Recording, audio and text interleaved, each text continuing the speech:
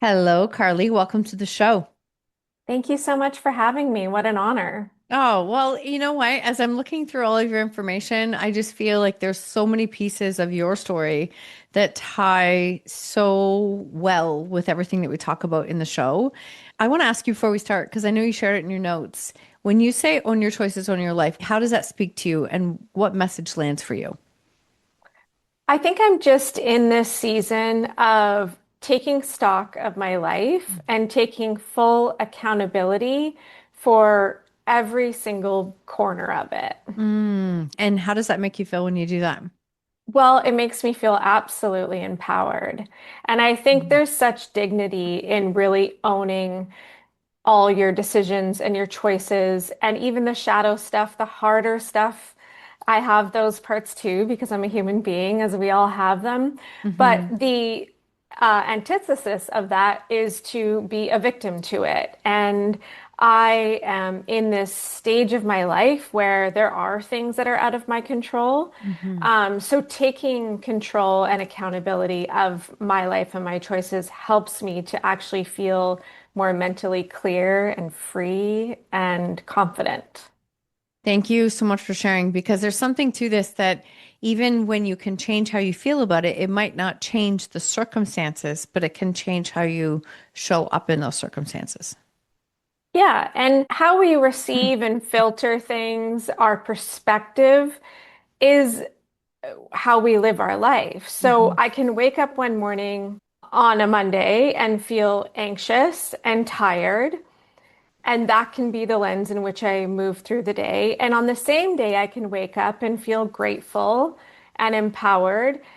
And I'll have a totally different day doing the exact same tasks. So it's really important for me to keep my self in check in that way. Oh my gosh, you could you're literally running a masterclass right now when you don't even realize it for people to understand. Is that something you have always lived by? Is that a process? No. And most people who live that way is because they live the other way first, right? They live the other way first.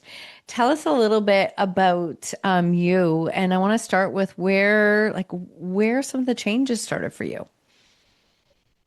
So about maybe 16, 17 years ago, I noticed something really profound.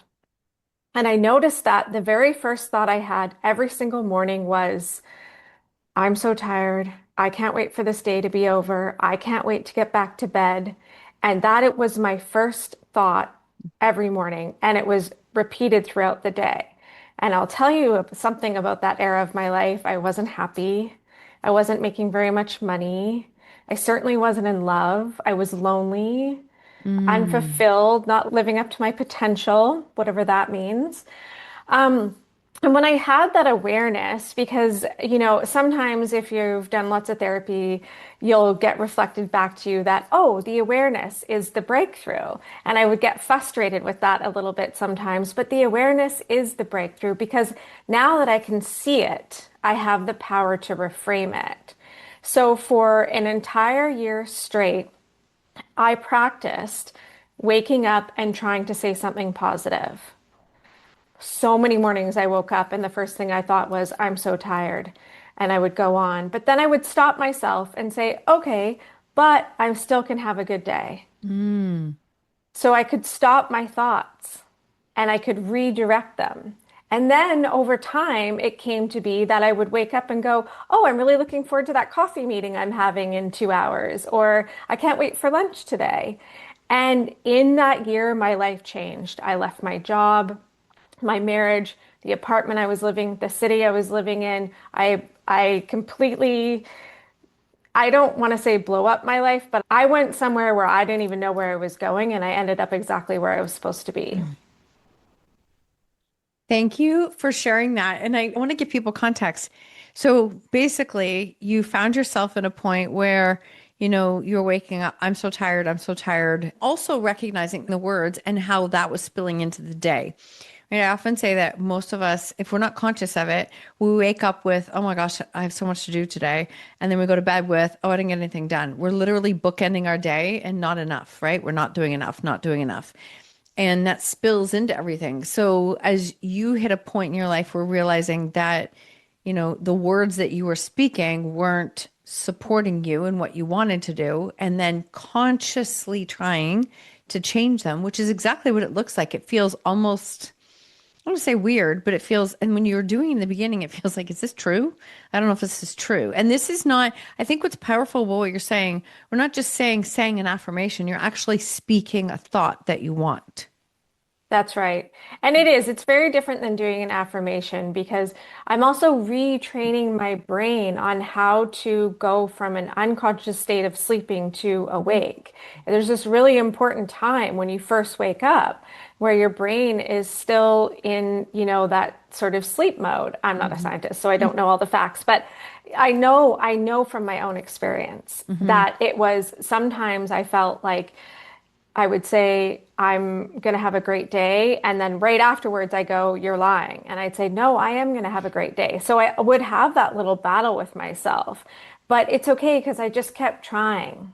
It was a Hmm. practice. It was an imperfect practice. To this day, it's still an imperfect practice. Of Of course it is. course. Yeah. Of Oh. course, I wake up some days and go, oh, it's a big one ahead. But I can catch myself now. And it Hmm. has changed my life for the better. I live in a more authentic way and I was able to receive, and my self-worth started to grow again. It really transformed my life. There was other therapy and work that I did Hmm. alongside that, but that initial awareness and taking accountability for how I start the day and Hmm. my thoughts first thing in the morning was really pivotal. See, I love that you just shared this piece, and I think this is important, is that, if therapy, like external support, coaches, all that is great if that's what's supporting you. And how are you talking to yourself when you're on your own? Like, what are you saying? What are the thoughts you're thinking in that? Like, when you're on your own. And you really took ownership of that. So, during that time, that year, you said about 16, 17 years ago, so many things changed in your life that year. And did you have moments of looking back and going, like, wow, this is a big year. There's a lot of changes happening. Yeah, well, I was really brave because I was in my mid 30s. I'd only been married for maybe 14 months. In my mid 30s, I moved into my mother's basement suite. And, you kind of expect that maybe in your late 20s, there's these rules around how long we have, how many chances we have to restart our lives. I was like 36, Mm-hmm. jobless and in my mom's basement suite. Now, I don't recommend that because I was on a journey and it was painful because I did it so abruptly and without a lot of strategy because I was just listening to my intuition so strongly. And I'm resourceful and I have chutzpah, so I worked it out.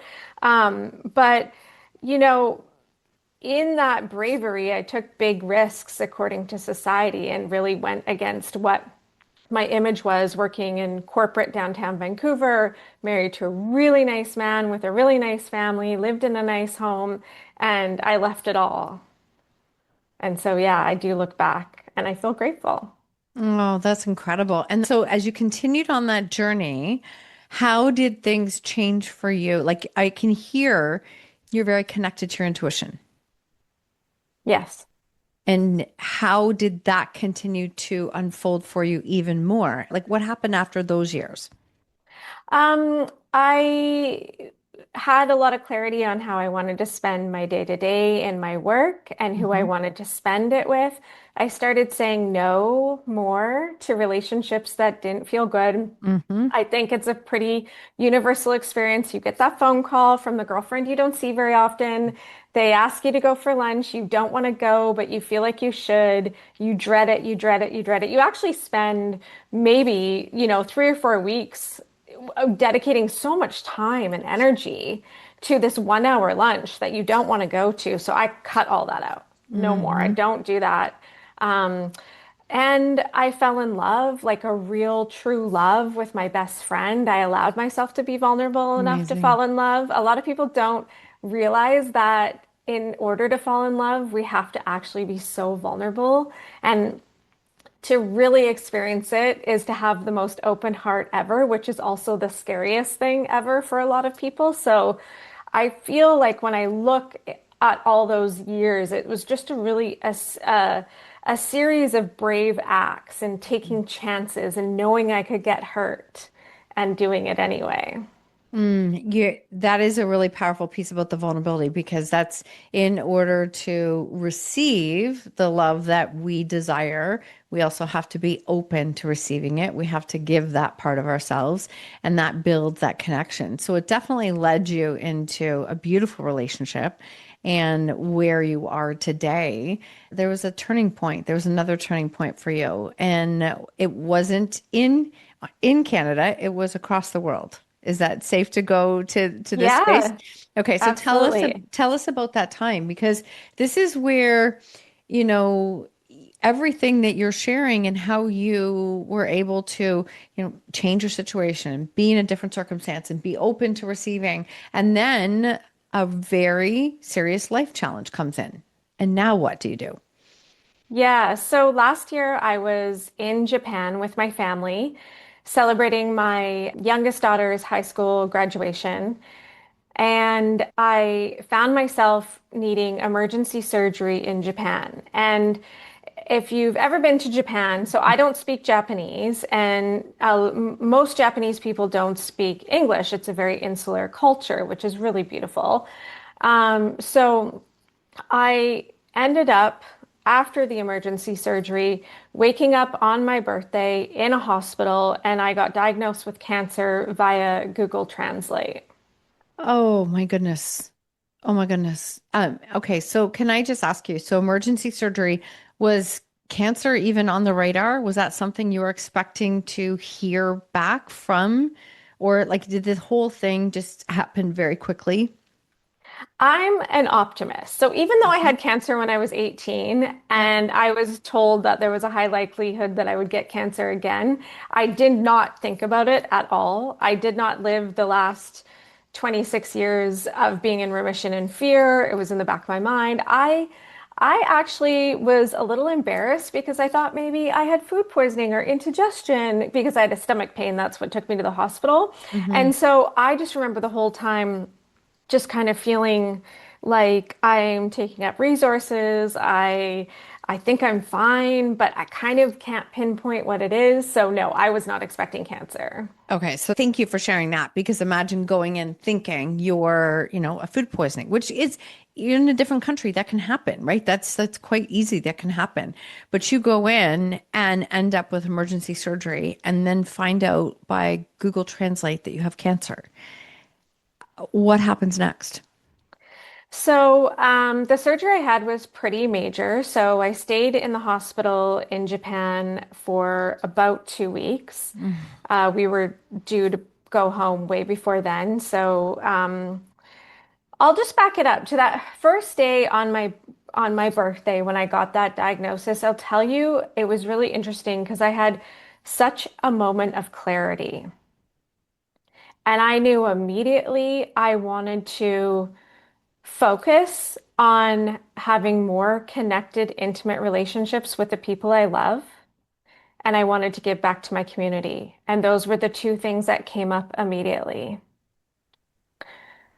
I do want to pause. Thank you for sharing that. I'm almost blown away. Imagine, I just want to just frame it for people that you wake up in the hospital in a foreign country being told by Google Translate that you have cancer. And one of your very first immediate thoughts, how beautiful is that? That you want to have more intimate, it's okay, intimate connections. That is beautiful, speaks volumes about you. So thank you for sharing that with us. Because I think one of the single most important things in my life is deep, authentic connection with other human beings. Mhm. And it's a work and a practice to have that deep friendship with my husband, my children, my parents, my sister, my cousins. And I knew that that was one of the most important things in my life.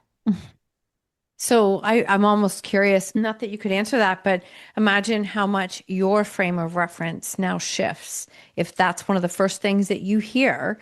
And instead of now being like angry and in a almost in an anger victim mindset of like, this can't be happening to me, which is probably how majority of people would think immediately, right? Like, in very understandably, how does that change your thinking for what happens next? Because as you said, you had 2 more weeks in the hospital still. Yeah, so the 2 weeks in the hospital, I'll just be really honest. So something really interesting happened, and I haven't fully unpacked this, but I was told I had cancer, and I almost just compartmentalized it Hmm. and like forgot in a way. And because the rules in Japan are that you can only have guests for 30 minutes once a day, and because my husband was managing the children, Hmm. he could only come for 30 minutes a day, but some days he couldn't come because there was logistics. Like we were supposed to change hotels, go to different cities, so he was dealing with a lot of logistics. So, and because nobody spoke English and I didn't speak Japanese, I ended up being in like a 2 week silent retreat Wow. where I just went internal and I meditated and I felt close to God or source, however you refer to your spirituality. And I would meditate for hours. And in the Japanese hospital, they have it set up so that it's so quiet. Hmm. It's so beautiful. There's actual Zen gardens throughout the hospital. They encourage you to get up and walk around and spend time looking out the window. So they have like picture windows. There's, it's not overcrowded. I never saw a single person in the hallway, like laying in the Wow. hallway. No desks in the hallway. Everyone walked with intention and quiet. I was so cared for by the team of nurses and doctors. They were so caring and so empathetic and compassionate. And I just meditated Hmm. and I felt this overwhelming sense of love. I felt so loved by source, angels, the people in the hospital, people I hadn't met, animals, my family. I felt held in such love. It was one of the most beautiful experiences I've ever had. Uh, As somebody who I spent a week, like just under a week in the hospital in 2020, there's not one word that you just described that would have even come close to a hospital in Canada. But that sounds like a completely different experience. And it was. And Mhm. had I had this surgery in Nanaimo on Vancouver Island where I live, there's a high probability I would have had a totally different experience because Mm. of the state of our hospital, because of the difference in the way they approach healthcare, Hmm.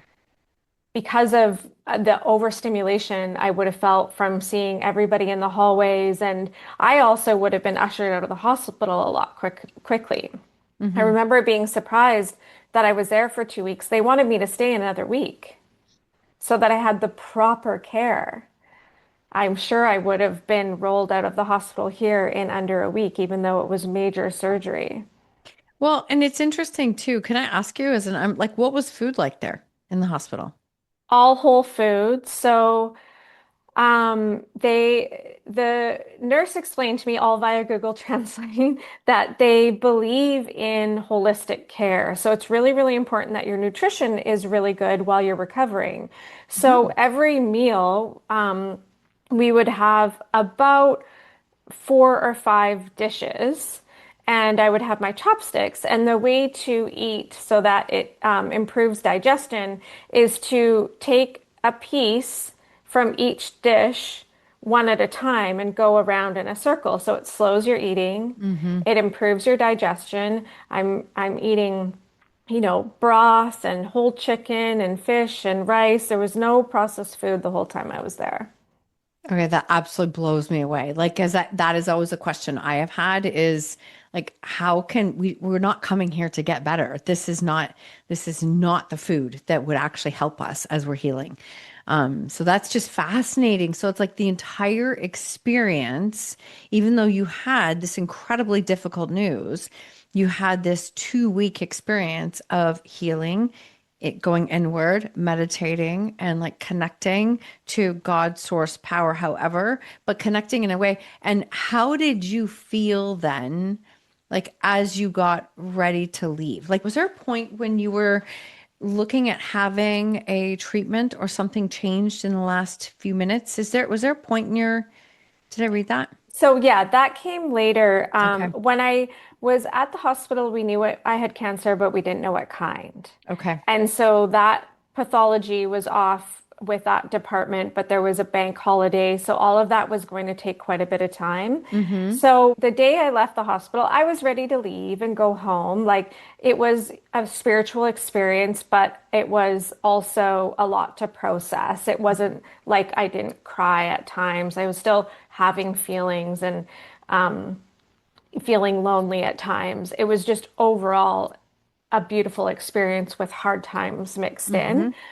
So the day that I left, I was packing up and I saw all the papers for they give you papers in English to describe everything that all the medicine you were administered. And then I came across the one that said I had cancer. And I looked at my husband and I was like, I have cancer? And he's like, yeah, like you've been told that. And I was like, well, I was wondering why the oncologist was here every day. But that makes a lot of sense. And thank you to Source for allowing me to not think about that for the last 2 weeks. What a blessing. Wow. Because Wow. I kind of blocked it out. I don't Mm-hmm. know what happened there, but I just kind of blocked it out. Well, you weren't festering on it then, in a sense. It's not being naive. It's just, I do think that we compartmentalize at times. There are times it's like that has to sit here. I will deal with that at a later time. But so it was almost that like moment of, wow, this, I have cancer. Now what? Yeah. Mm-hmm. Yeah. So we get home, and we get the diagnosis, like now the full diagnosis by email Mm-hmm. because Japan has the pathology. And the diagnosis was stage 4 mantle cell lymphoma. Mm, I'm sure you're wondering what that is I because am. I had no idea. It's a very rare and aggressive form of cancer. Mostly, this is like, as a woman, this kind of annoys me, but mostly only men who are older that get it. Like, Oh, like, okay, haha, thank yeah. you. Funny, funny joke. Yeah, so I get that diagnosis. Honestly, it was devastating because the first thing that I saw when I opened the computer is that the average lifespan for this kind of cancer is 5 to 7 years. Mm. So I had to process that and sit with that on my own at 7 p.m. on a Thursday night because I received the email as opposed to sitting with a doctor. So that happened, but then we got accepted into a clinical trial, and that was a real moment of hope. They had talked a lot about this new line of BTK inhibitors that was really expanding the lifespan of people living with this kind of cancer. So we go over to Vancouver. We stay in a hotel for a week. Each day there's a new intake process. So we had to do different testing. We met with our specialized doctor and nurse, and it was really great. And it was the last day and the day where I was finally going to be admitted chemo as part of the beginning of the clinical trial. And I decided to dress up because, in my rebellious way, I was going to wear dresses and gowns and look as beautiful as possible while I enter chemo. So I'm wearing this red and pink floor-length gown. I'm down in the coffee shop at the cancer clinic, looking gorgeous. And we're about 5 minutes waiting to go to chemo, and we get a call. And in a rare several million chance, have been diagnosed with leukemia, and it disqualified me from the clinical trial. And that's when you found out was minutes before you were supposed to go in. Yeah. hmm hmm How did you process that? I don't know that I did in that moment. It was really interesting. My husband's reaction surprised me, and he actually got very angry and felt that they were being unprofessional. I didn't feel that at all. They only had the information they had to work with. Hmm. It's just interesting to witness other people's emotions and how they respond to trauma. So I think in that moment I was giving him space. And then you just carry on. Hmm. Came home, met with my oncologist.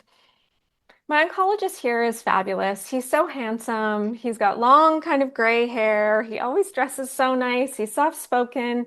And having these nice connections with our healthcare team really helps to move through the process. So he put my um, case, if you want to call it, in front of a lymphoma and leukemia conference. So they had the top oncologists for leukemia and lymphoma deliberate, came up with a new treatment plan. I am now 9 months post chemo.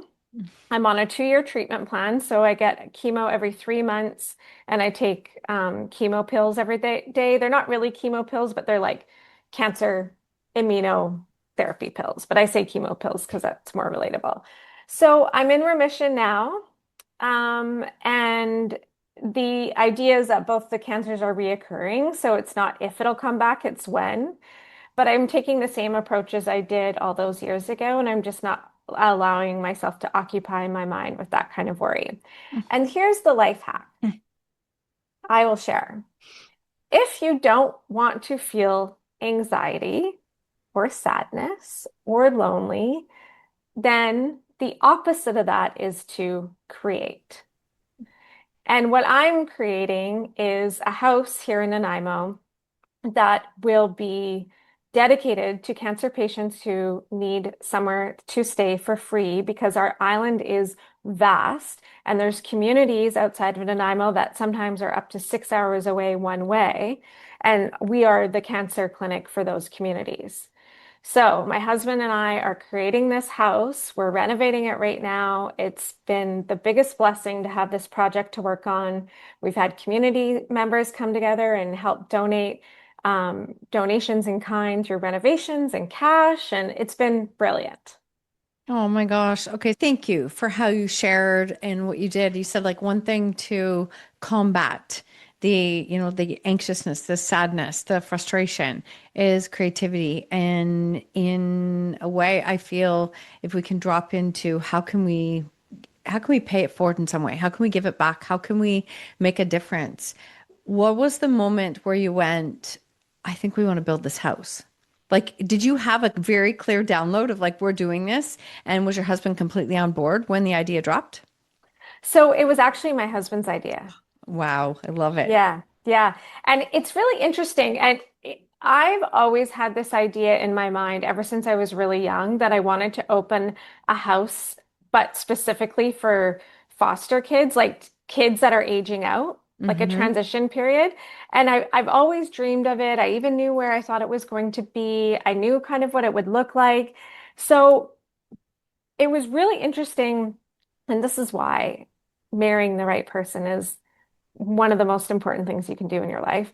So it was so interesting when we started hearing about the stories in the chemo ward of all these people who were having to travel hours and hours and hours. And one patient, in fact, who decided to opt out of treatment because they couldn't afford the time off work and the travel.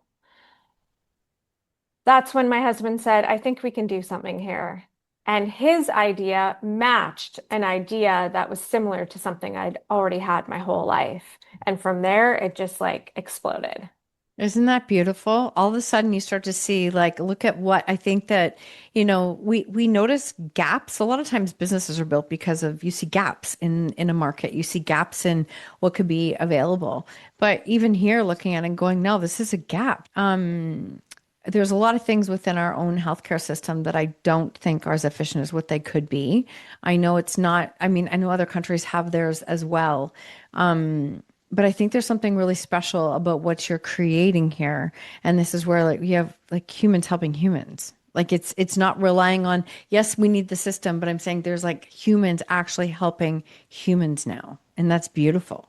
Yeah, and it is beautiful because it also feels so good. Hmm. It's hard to have a bad day when you are serving other people or helping your community in a way that actually feels fulfilling. Hmm.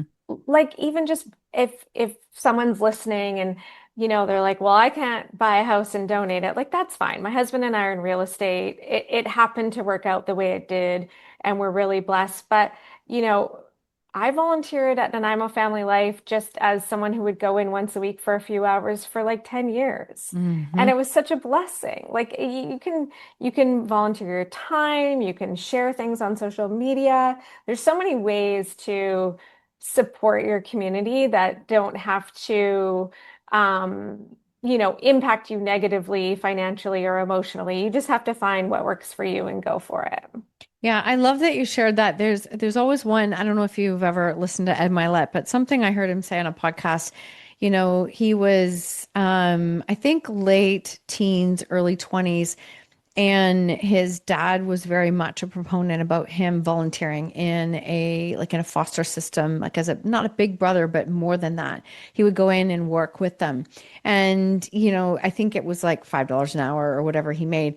But he just talked about that those years of giving back completely shaped him for the rest of his life.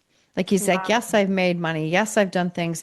And I give back in such a different way because I think I was exposed from a young age of like how we can all make a difference in some way. So I love how you shared that because there's a lot of things that we can all do in our own ways that it doesn't have to be financial, but there's ways to give back that can make a difference for someone else.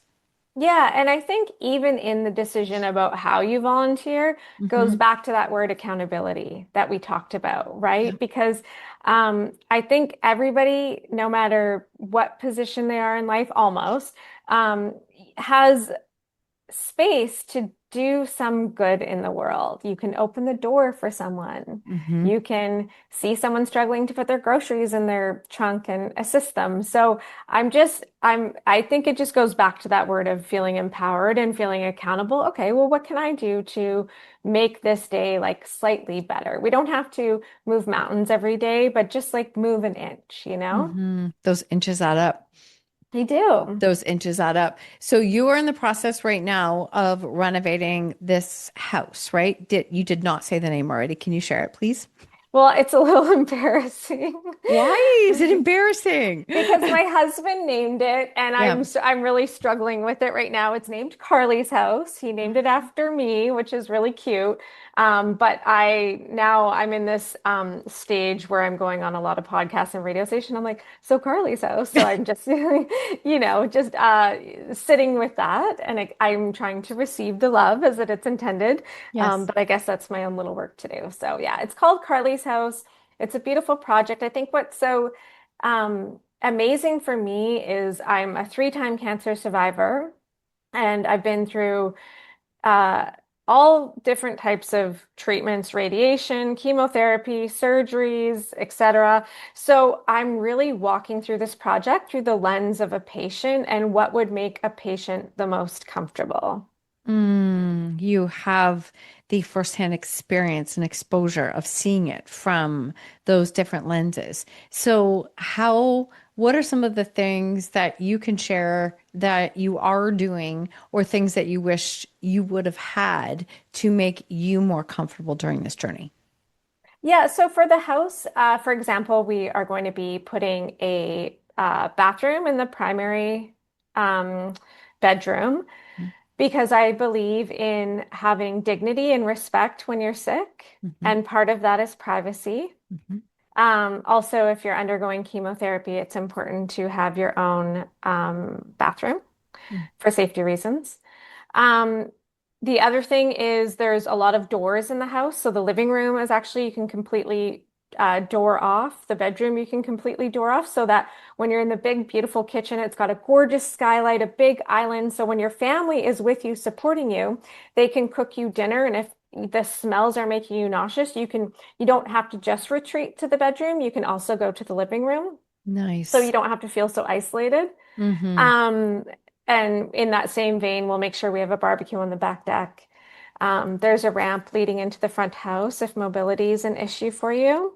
The home is meant to be a family home because I would have not healed as fast as I did if I didn't have my family around me, supporting me, truly taking care of me. The caretaker role is such a huge role. My husband had such a big job when I was in the real depths of chemo because you really need your people when you're that sick.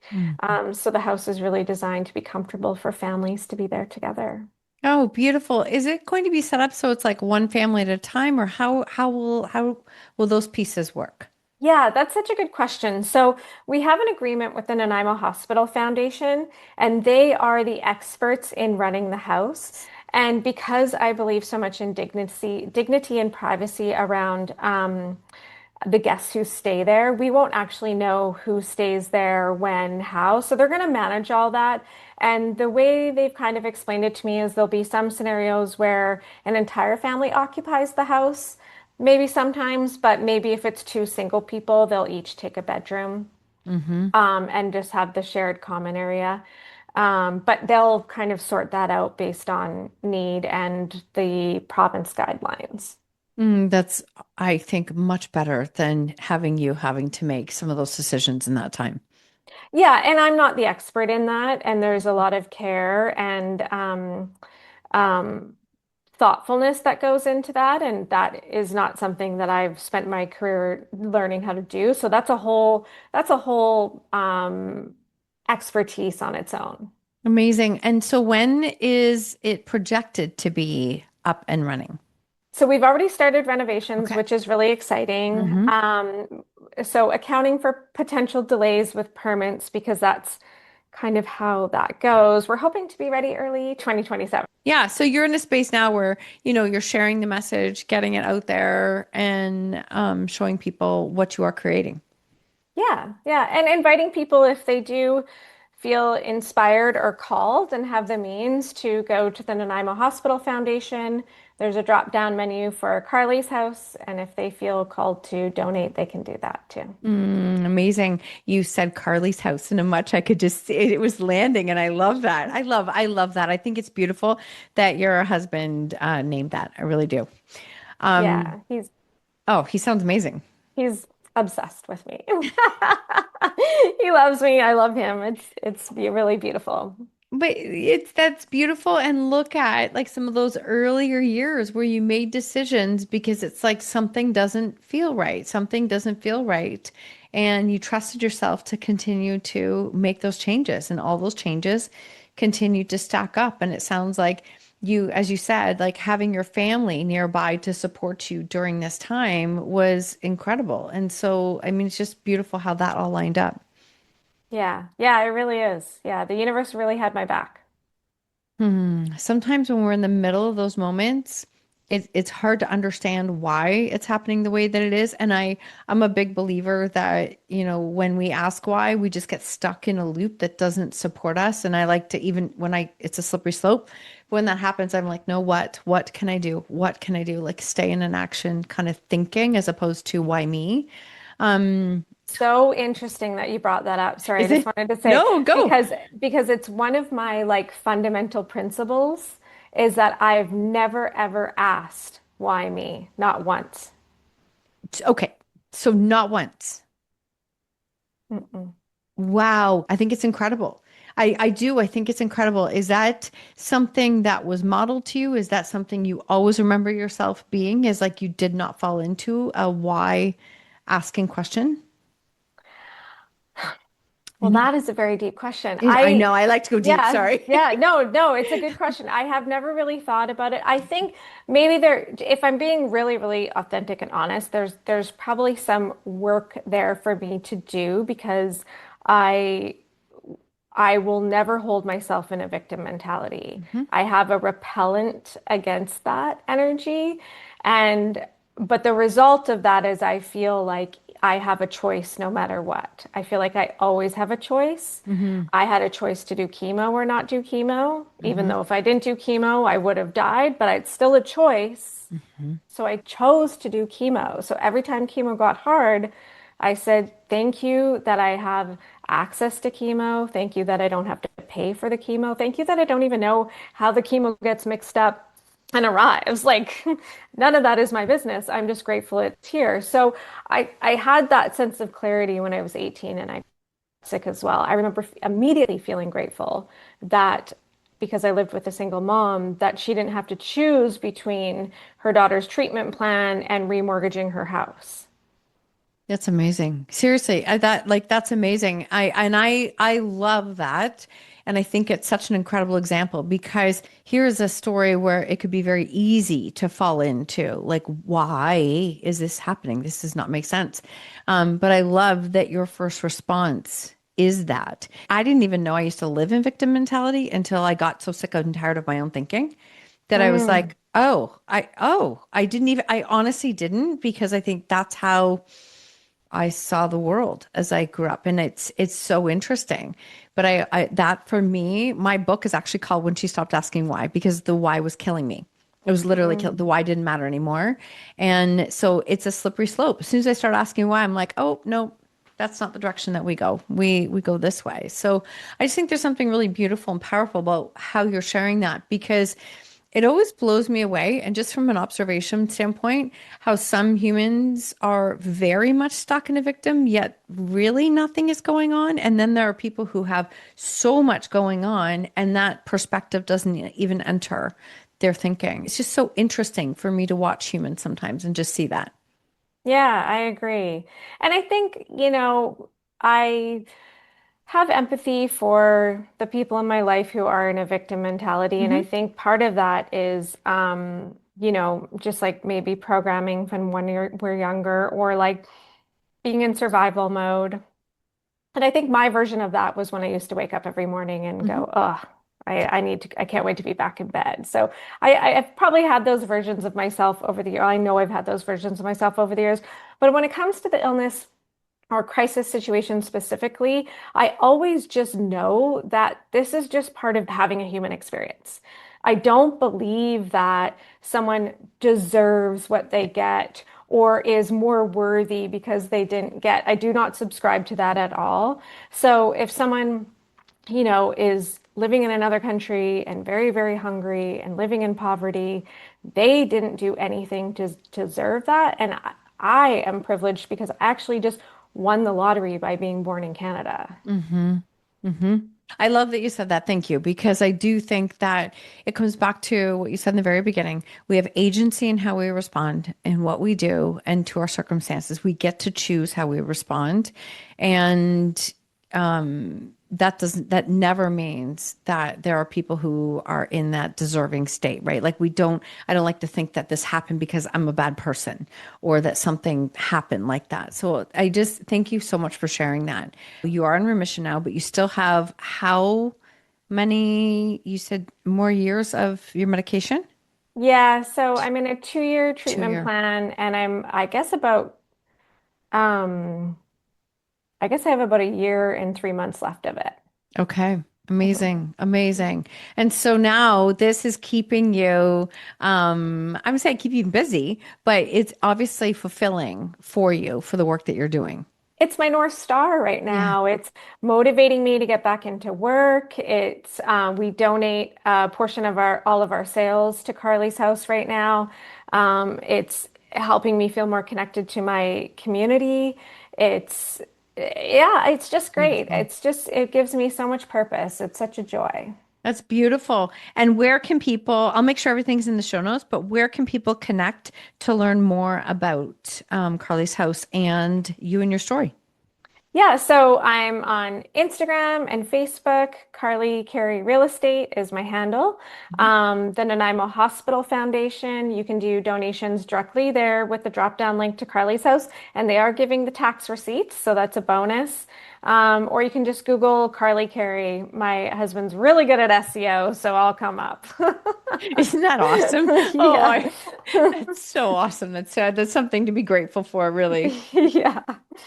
Amazing. Amazing. Honestly, I have loved this conversation, Carly. I'm curious, is there any other message that you would love to go back to give somebody who is feeling maybe they're very frustrated with the uncertainty? There's a lot of things in their life that feel like they're on hold and outside of their control.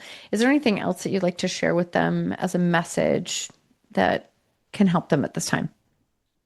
Yeah, I mean, first of all, I see you and I hear you if you're feeling that way. And I would just invite you to make a very small commitment every day. It can even be 2 minutes or 1 minute, or start with 10 seconds of just focusing on your heart and try not to think of anything else, like a mini meditation. And slowly your heart will start to tell you where to go. I think we all just received a little bit of a meditation, so thank you. That's beautiful. That's beautiful. I think they say the little bit of a nerdy number. I think it's like your heart can emit like 5,000 the amount of frequency than what your brain can. So you're so much better off to actually stop, slow, like don't think, actually stop, get into breathing, a meditation, and open up your heart. And that's where your answers are going to come from. Wow. I Hmm. did not know Yeah. that. Yeah, I looked it up actually not that long ago because I was doing something else and I was like, okay, wow. It's like that's the channel opener is the heart. I'm going to start saying my heart's blown instead of my mind's blown. Please do. That's incredible. Please do. I loved it. I love it. It just seemed perfect to how you shared that. Absolutely loved our conversation. And I'd love to ask you the last question I always ask everyone is what lesson in life are you most grateful for? Mm. To have found that wisdom through my heart. It's beautiful. That is beautiful. Thank you. Thank you. Thank you for being here. Thank you for having me. It was such an honor.